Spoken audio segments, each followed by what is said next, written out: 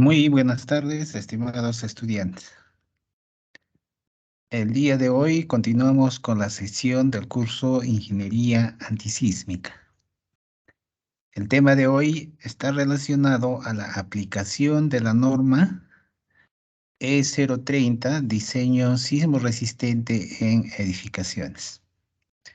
Entonces, para eso vamos a revisar rápidamente el contenido de esta norma y cómo puede ser aplicado en la resolución o en el análisis de las estructuras. Entonces, en una primera parte, esta norma habla en el capítulo 1 sobre generalidades, ¿no? Entonces, allí señala principios de diseño sismo resistente. Entonces, señala que la estructura no debería colapsar ni causar daño grave a las personas debido a un movimiento sísmico severos que pueda ocurrir en el sitio. Ese es un principio de esta norma de diseño sismo resistente. Además de eso, la estructura debería soportar movimientos sísmicos moderados que puedan ocurrir en el sitio durante su vida de servicio, experimentando posibles daños dentro de los límites aceptables, ¿no? Entonces son principios básicos que también lo podemos encontrar de manera textual. Estos principios generales, ¿no? O de diseño sismo resistente, ¿no? Por ejemplo, la norma señala, ¿no? La filosofía del diseño sismo resistente consiste en evitar pérdidas de vidas humanas, asegurar la continuidad de los servicios básicos, minimizar los daños a la propiedad, ¿no? Entonces, estos son los principios fundamentales o la filosofía de la norma del E030 relacionada a diseño sismo resistente. Para la concepción estructural sismo resistente, es necesario considerar estos principios básicos como la simetría, ¿no? Es decir, utilizar formas puras, ¿no? Que permitan tener simetría tanto en planta como en elevación. Asimismo, otro de los aspectos o principios para una concepción estructural está relacionado con tener un peso mínimo en la estructura, ¿no? Asimismo, la selección y uso adecuado de materiales de construcción es importante. Asimismo, esta concepción estructural esté concebido bajo una resistencia adecuada. Además de eso, la estructura pueda tener la continuidad en planta y en elevación. Asimismo, presentar ductilidad que está relacionada con la capacidad de deformación. Entonces, estas son las concepciones que se debe tener presente a la hora de estructurar una edificación con principios sismo resistentes, ¿no? Y la norma, por supuesto, señala algunas otras consideraciones, ¿no? Peso mínimo, selección, uso adecuado de los materiales, resistencia adecuada, ductilidad, deformación, ¿no? Una deformación lateral limitada, inclusión de líneas sucesivas de resistencia, buena práctica constructiva, que es otro de los aspectos importantes a la hora de eh, estructurar una edificación, ¿no? Entonces, esos son algunos principios básicos que se tiene que manejar. Muy bien. Entonces, esta norma, la norma E030, en el capítulo 2, relacionado a peligro sísmico, ¿no? Allí, por ejemplo, en el 2.1 habla sobre la zonificación. Es decir, el territorio peruano está zonificado, como vemos ahí en la mapa, en 4 zonas, ¿no? Y cada zona tiene un factor, ¿no? Que corresponde. Por ejemplo, vemos allí en la tabla, ¿no? En esta tabla vemos que para la zona 4 le corresponde un factor de zona, un factor Z de 0,45, es decir, para toda la franja costera del Perú, que está pintada en rojo, le corresponde un factor de 0,45. Para la zona 3, que está pintada con el color amarillo, 0,35. Para la 2, para la zona 2, 0,25, y para la zona 1, 0,10, ¿no? Entonces, como vemos, estos valores están relacionados, ¿no? A que donde ocurre los sismos, ¿no? Estos valores de los factores es más alto, ¿no? Por eso es que en la zona 4 se presenta un valor de 0,45 como factor de zona, ¿no? Esto es importante eh, conocer, porque en base a esto vamos a hacer el análisis estructural sísmico, ya sea por el método estático o por el método dinámico, ¿no? Entonces, esto es importante conocer. Además de esto, la norma señala sobre las condiciones geotécnicas, ¿no? Y allí especifica los tipos de perfiles de suelos, ¿no? Entonces, allí, por ejemplo, el perfil de tipo S sub 0 relacionado a rocas duras, ¿no? El perfil de tipo S sub 1, roca y suelo muy rígidos, ¿no? El S sub 2, suelos intermedios. El S sub 3, suelos blandos. El S sub 4, condiciones excepcionales. Por supuesto, esta clasificación está fundamentada en el estudio de mecánica de suelos, ¿no? Entonces, para cada perfil de suelo, ¿no? Para S sub 0, S sub 1, hay ciertos valores que representan, por ejemplo, ¿no? A la propagación de ondas. Por ejemplo, para el tipo de suelo roca dura es mayor a 1500 metros sobre segundos, ¿no? Entonces, para cada tipo de suelo existe un valor de propagación de ondas, ¿no? Y así podemos encontrar la densidad, podemos encontrar los cortes, ¿no? A qué se refiere, digamos, para cada tipo de suelo. Esto es importante también conocer para poder utilizar en los análisis estructurales sismorresistentes. Por otro lado, tenemos los parámetros de sitio, ¿no? Los parámetros de sitio relacionados al factor de suelo, ¿no? Por este lado, en la columna eh, zona, tenemos la zona 1, la zona 2, tenemos la zona 3, zona 4, de acuerdo a la clasificación de las zonas del territorio nacional, ¿no? Y por el otro lado tenemos eh, las características o los tipos de suelos, ¿no? Que nos van a permitir encontrar este factor. ¿Cuál es ese factor de suelo representado con la letra S? Entonces podemos ubicar dependiendo, ¿no? Dependiendo del análisis sismo resistente donde estemos realizando, ¿no? Si estoy en la zona 4 y le corresponde a un suelo S sub 0, entonces el valor le corresponderá a 0,8, ¿no? Entonces es importante también conocer, de acuerdo a la zona, el tipo de suelo que se tiene para poder hacer el análisis estructural sismo resistente, ¿no? Eso es importante también conocer. Por otro lado, tenemos el factor de amplificación sísmica, ¿no? Que está representado por la letra C, ¿no? Este factor de amplificación sísmica es un valor C igual a 2,5, ¿no? Y si de acuerdo a los cálculos y a los parámetros que se calculan, ¿no? Sale mayor a 2,5, entonces se considera 2,5 para el análisis estructural, ¿no? Entonces, este factor de amplificación sísmica también es importante conocer. Por otro lado, tenemos el capítulo 3 que habla sobre la categoría del sistema estructural y regularidad de las edificaciones, ¿no? Aquí hace una clasificación, ¿no? Una descripción o una categorización de las edificaciones y factor de uso, ¿no? Entonces, por ejemplo, que tenemos edificaciones esenciales, ¿no?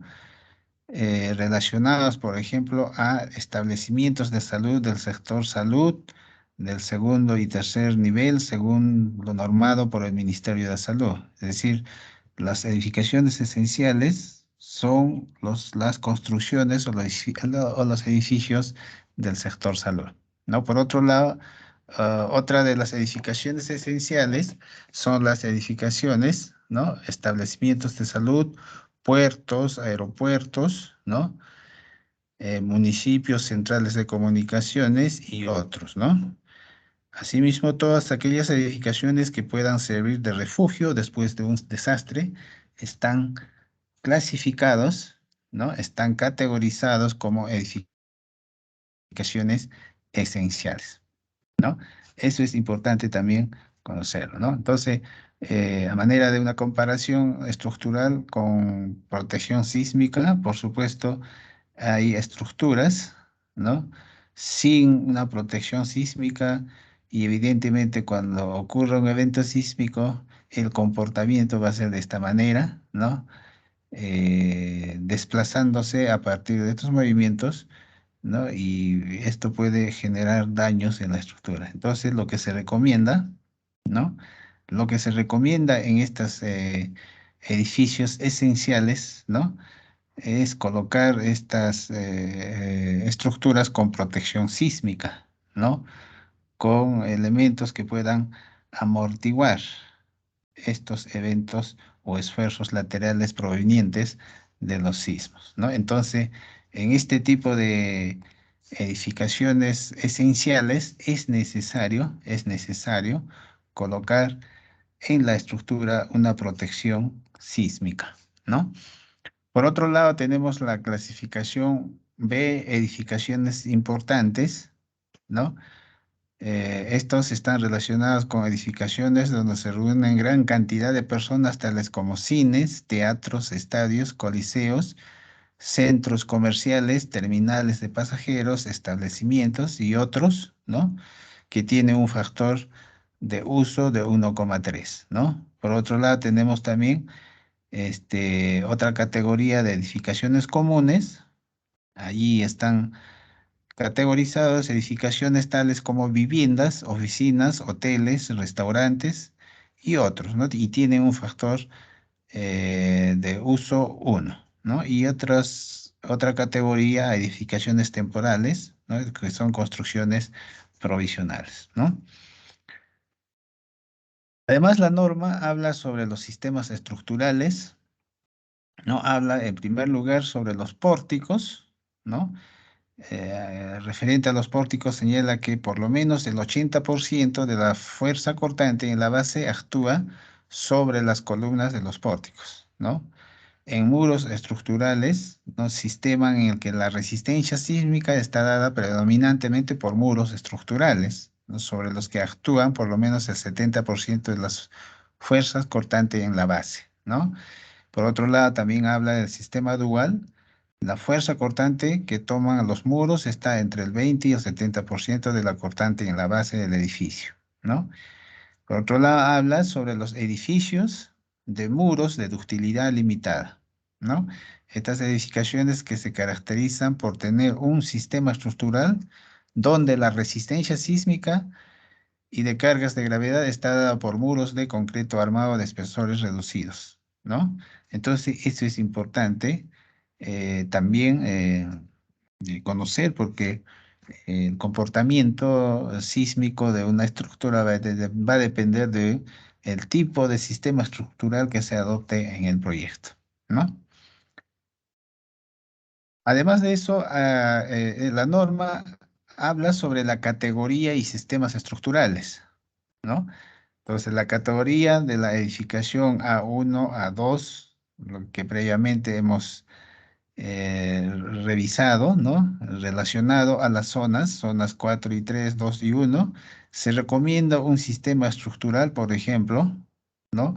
Para una edificación A1, es edificación esencial en una zona 4-3, que es una zona de probabilidad fuerte de la ocurrencia del sismo, entonces allí se recomienda en el sistema estructural un aislamiento sísmico con cualquier sistema estructural, ¿no?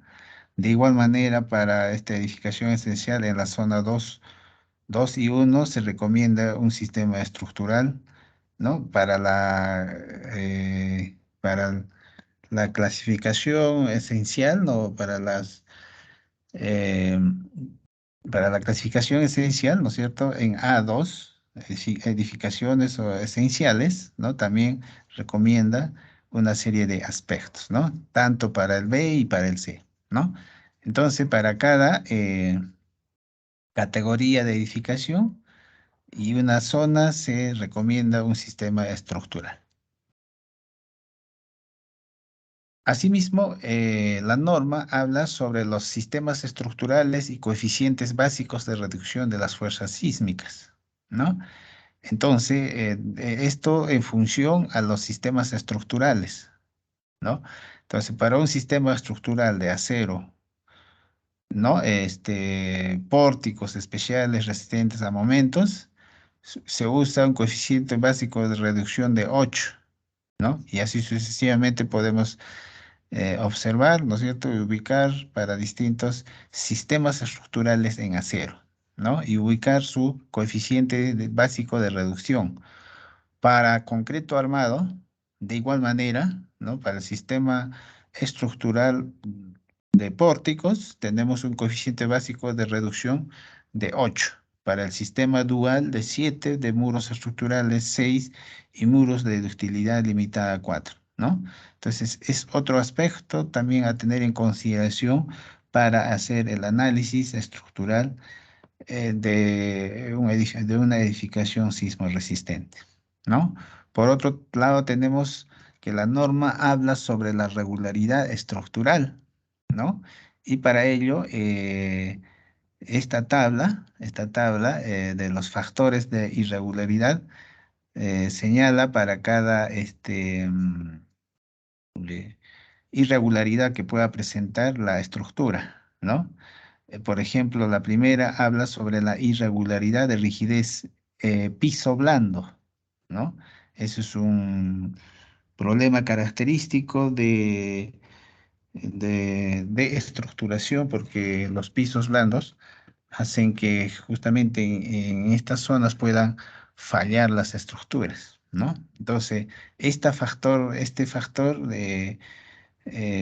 por supuesto, influye en el comportamiento estructural de una edificación, ¿no? Y por supuesto, este factor de irregularidad se tiene que tener en consideración para el análisis, ¿no? Entonces, dependiendo de esta irregularidad, se va utilizando estos factores, ¿no? Para distintas consideraciones, como vemos, aquí hay un factor de 0,75, aquí tenemos una irregularidad, ¿no? Extrema de rigidez con un factor de irregularidad de 0,50, ¿no? Dependiendo del caso, vamos ubicando, ¿no?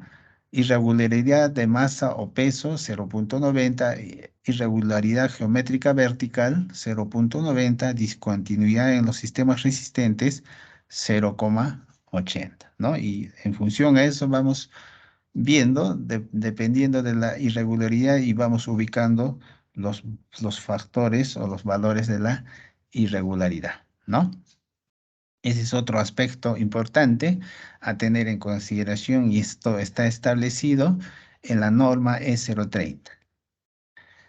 El capítulo 4 relacionado al análisis estructural, ¿no? De lo que se trata es entender este proceso de análisis estructural en el capítulo 4, ¿no? Y eso lo podemos encontrar en la norma, lo vamos a revisar, esta es la norma la estoy mostrando, ¿no? Entonces, el capítulo 4 justamente, el capítulo 4 habla sobre el análisis estructural, ¿no? Entonces, primeramente, señala algunas consideraciones generales para el análisis, ¿no? Por ejemplo, señala para estructuras regulares, el análisis podrá hacerse considerando el total de la fuerza sísmica actúa independientemente en dos direcciones ortogonales predominantes, ¿no? Y para estructuras irregulares, deberá suponerse que la acción sísmica ocurre en la dirección que resulte más desfavorable para el diseño, ¿no? Entonces hay dos condiciones y habla sobre estructuras irregulares y habla sobre las estructuras regulares, ¿no? Entonces es una consideración, una consideración general a tener presente, ¿no? Entonces, y así va dando algunas recomendaciones, algunas consideraciones para el diseño, ¿no? Entonces, el 4.3 justamente habla sobre la estimación del peso, ¿no? La estimación del peso. Es importante estimar el peso a partir del metrado, ¿no? Y este metrado podemos calcularlo, ¿no? Entonces, la norma señala el peso P se calculará adicionando a la carga permanente, ¿no? Es decir, a la carga muerta, ¿no? Total de la edificación, un porcentaje de la carga viva o sobrecarga que se determinará de la siguiente manera, ¿no?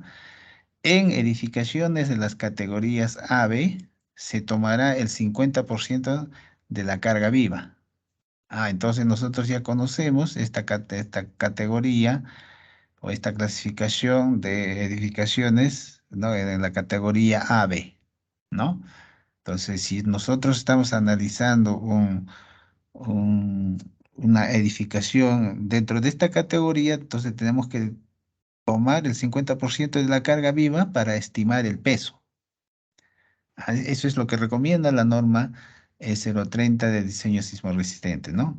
En edificaciones de la categoría C se tomará el 25% de la carga viva, en depósitos el 80%, ¿no? En azoteas y techos en general se tomará el 25% de la carga viva, en estructuras de tanques, silos, ¿no? Y estructuras similares se considerará el 100% de la carga que pueda contener, ¿no? Entonces, eso es importante conocer porque en esta parte de la estimación del peso se tiene que realizar el metrado de cargas, ¿no? En los diferentes niveles, ¿no? En los diferentes pisos, tal como se muestra aquí en la figura, ¿no? Para cada piso, ¿no? Hay una carga, ¿no? Un metrado de cargas, ¿no? Vamos a tener en los distintos pisos para poder hacer el análisis estructural, ¿no? Sismo resistente. Entonces, todos estos pesos han sido calculados a partir del metrado de cargas, ¿no? La norma habla sobre el análisis estático o de fuerzas estáticas equivalentes, ¿no? Entonces, para ello, la distribución de la fuerza sísmica en altura, ¿no? Habla las fuerzas sísmicas horizontales en cualquier nivel correspondientes a la dirección considerada se calcularán mediante este, este modelo, ¿no? Este modelo matemático vamos aplicando y esto está establecido aquí en la norma, ¿no? Esto está establecido aquí en la norma, aquí está, ¿no? Entonces vamos aplicando estos modelos matemáticos para ir calculando estos esfuerzos en los distintos niveles. Pero antes es importante, ¿no? Para el análisis estático de fuerzas estáticas equivalentes, ¿no? Calcular estas fuerzas cortantes en la base, ¿no? A través de este modelo, ¿no? Que está establecido en la norma y que por supuesto todos estos factores que están señalados en este modelo matemático están relacionados con lo que hemos conversado inicialmente. Por ejemplo, la Z significa factor de zona y esto lo podemos ver, por ejemplo, en este gráfico, ¿no? La fuerza cortante en la base de la edificación según la norma E030, ¿no? Justamente este es el modelo que estamos observando. Entonces, la zona depende de la ubicación. ¿En qué zona se encuentra la edificación que nosotros estamos analizando? ¿no? Entonces, lo que tenemos que hacer es, por supuesto, revisar la norma y ubicar, ¿no? Ese factor zona, ¿no? Ese valor tendremos que sacarlo de la tabla que señala en esa parte relacionada al factor de zona, ¿no? Y eso está en la norma E030. Por otro lado, tenemos el U, el factor de uso, que es un colegio, un hospital, una edificación esencial, ¿no? Entonces vamos ubicando también en la zona, ¿no? Perdón, en el tipo de edificación, el uso, ¿no? El factor uso. ¿Cuál es el uso de la edificación, ¿no? El C tiene que ver con, perdón, el S tiene que ver con el tipo de suelo, ¿no? El C tiene que ver con la amplificación sísmica, que también lo hemos visto, ¿no? El R tiene que ver con el factor de reducción, ¿no? Y este factor de reducción, como ya hemos señalado anteriormente, está relacionado a si el edificio presenta una forma regular o una forma irregular, ¿no?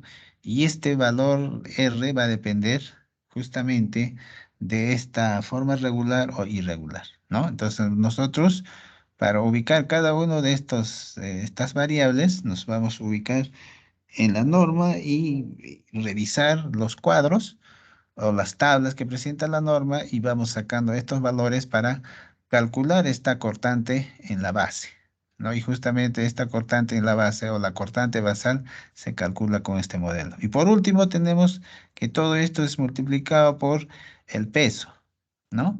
El peso de la estructura. Y este peso justamente se calcula a partir del metrado de cargas y por supuesto para hacer un metrado de cargas necesitamos conocer las propiedades físicas de los distintos elementos de la estructura, ¿no? Las dimensiones, los pesos específicos y por supuesto aquí para poder hacer el cálculo, ¿no? Del peso necesitamos revisar la norma E020 que está relacionado a metrado de cargas, ¿no? Aquí lo importante, y como dice la norma, ¿no? Es importante tomar en consideración estos aspectos que hemos visto inicialmente, ¿no? Es decir, se toma un porcentaje de la carga viva o sobrecarga que se determinará bajo estos parámetros que está señalado en la norma, ¿no? Entonces, de esa manera, se calcula la cortante, la fuerza total en la base o la cortante basal, ¿no? Y por supuesto, para la distribución de la fuerza sísmica en altura se usa estos modelos para ir calculando en los distintos niveles cuál es el, esa fuerza o ese desplazamiento que va a ocurrir a partir de estos esfuerzos, ¿no? Que se distribuyen en los distintos niveles de la estructura, ¿no? Por otro lado, tenemos el periodo fundamental, ¿no? El periodo fundamental es importante para poder determinar el comportamiento, ¿no? Y esto está relacionado con los tipos de edificaciones, ¿no? Y qué elementos resistentes presenta la estructura, ¿no? Entonces, de esta manera presentamos la norma, ¿no? La norma E030 para poder hacer el análisis estructural de las edificaciones. Muchas gracias.